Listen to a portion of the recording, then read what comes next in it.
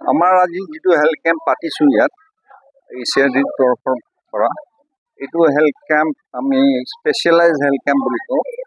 আৰু আমি এই অঞ্চলত তেনেকৈ 20খন ভিতৰুৱা গাঁও বাক্সা জিলাত আমি বিভিন্ন গাঁৱত এই 20খন গাঁৱৰ ভিতৰত আমি পাতোঁ আৰু স্পেচিয়েলাইজ হেল্থ কেম্প পাৰ ইয়েৰ প্ৰতি বছৰত 4টা কোৱাৰ্টাৰত প্ৰত্যেকটা কোৱাৰ্টাৰত এটা কেম্প পাতোঁ।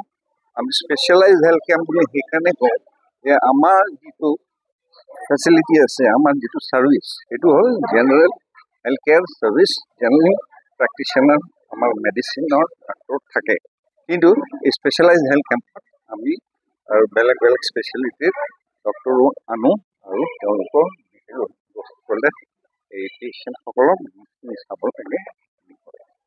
আৰু ক'বলৈ গ'লে আমি অতিকৈ আনন্দিত হৈছোঁ যে এই অঞ্চলৰ গোটেই ৰাইজে আমাৰ লগত সহযোগিতা কৰি তেওঁলোকে এই যিটো SBI ফাউণ্ডেশ্যনৰ জৰিয়তে আমি এই প্ৰকল্পটো যোৱা 3 বছৰৰ পৰা চলাই আছোঁ, সেইটোত তেওঁলোকে অতিকৈ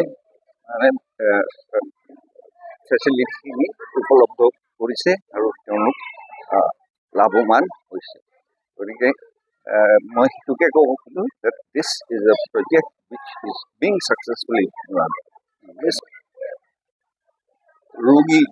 ৰোগীৰ সংখ্যা আমাৰ আজিৰ কেম্পত এতিয়ালৈকে প্ৰায় 200ৰ ওচৰা-ওচৰি হৈছে, কিন্তু জেনেৰেল যিবিলাক কেম্প থাকে সেইবিলাক কেম্পতো এই তেনেকুৱাকৈয়ে আহে।